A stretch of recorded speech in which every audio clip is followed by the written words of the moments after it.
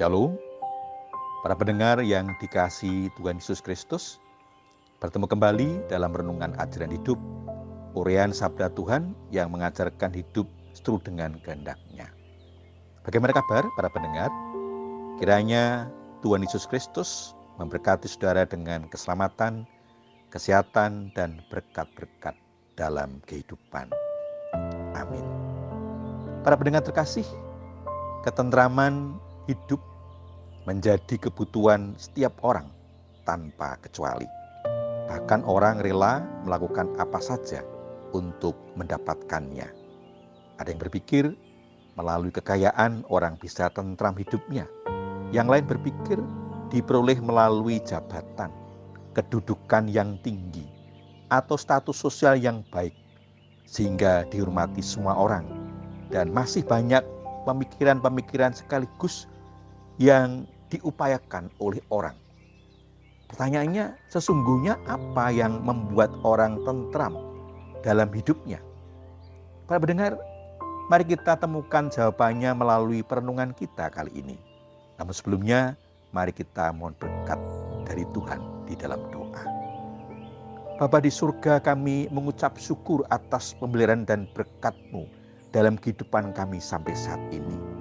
Sungguh kami meyakini hanya oleh karena pemeliharaan dan berkat-Mu saja kami masih bisa menjalani kehidupan sampai saat ini. Ya Bapa, arahkanlah hidup kami agar hidup seturut dengan kehendak-Mu, sehingga hati kami tentram. Sebentar lagi kami akan mendengarkan sabda-Mu ya Tuhan. Tolong kami agar Roh Kudus menerangi hati dan pikiran kami, agar firman-Mu menjadi pelita bagi langkah kaki kami dan terang bagi jalan yang akan kami tempuh. Bersabdalah ya Tuhan, kami siap untuk mendengar. Hanya di dalam nama Tuhan Yesus Kristus, Juru Selamat kami yang hidup, doa ini kami panjatkan. Amin. Para pendengar yang dikasihi oleh Tuhan Yesus Kristus, kita akan mendengar sabda Tuhan dari Kitab Mazmur 119 ayat 165. Mazmur 119 ayat 165 yang tertulis demikian. Besarlah ketentraman pada orang-orang yang mencintai Taurat-Mu. Tidak ada batu sandungan bagi mereka. Demikianlah sabda Tuhan. Yang berbahagia ialah setiap orang yang mendengar sabda Tuhan dan terus berjuang untuk melaksanakan dalam kehidupan sehari-hari. Amin. Para pendengar, bagian sabda Tuhan ini diberi tema Firman-Mu membuat hatiku tentram. Firman-Mu membuat hatiku tentram. Para pendengar, kata tentram dalam kamus umum artinya aman, sentosa, damai, tidak ada pergolakan dan kerusuhan. Tenang, tidak gelisah dan resah. Dari tema ini kita menemukan bahwa firman Tuhan membuat tentram. Bagaimana mungkin firman Tuhan membuat orang hatinya tentram? Mari kita temukan dalam bacaan kita Mazmur 119 ayat 165. Saudara, pemazmur mengatakan bahwa ia mengalami ketentraman dalam hidup. Ketentraman ini tidak berarti hidup tanpa kesukaran dan penderitaan. Sebaliknya, ketentraman adalah kemampuan untuk menanggung kesukaran dan penderitaan. Orang yang mencintai firman Allah akan hidup dengan tentram dalam damai sejahtera. Biar mereka ditindas, mereka tetap takut kepada Tuhan dan dibebaskan dari takut kepada manusia. Perhatiannya terus-menerus tertuju kepada Tuhan dan pada Taurat yang dicintainya. Di jalan itu ia merasa tentram, karena Tuhan membuka jalan baginya.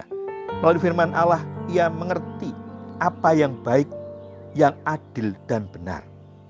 Puji Tuhan, firman Tuhan sumber ketentraman dalam hidup orang percaya. Bukan tanpa masalah, tetapi firman Tuhan memberikan ketaatan, memberikan kekuatan, memberikan keteguhan hati, dan Tuhan akan membuka jalan sehingga menemukan ketentraman dalam hidupnya.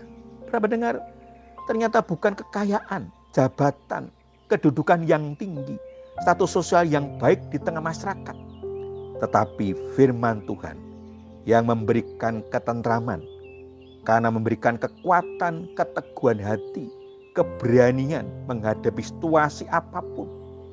Karena ada jaminan pelindungan, pemeliharaan dan jalan keluar yang membebaskan dari Tuhan.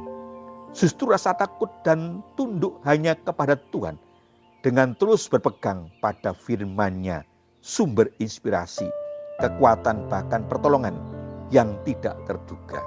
Sehingga dapat keluar dari kungkungan permasalahan, penderitaan yang membelit dengan caranya yang ajaib, sehingga mendatangkan ketentraman. Ketentraman mulai dirasakan ketika orang percaya, ketika kita taat dan berpegang pada firman-Nya. Sehingga terasa ada kekuatan yang mendukung, yang membackup langkah-langkah kita selanjutnya untuk menemukan jalan keluar penyelesaian yang membebaskan.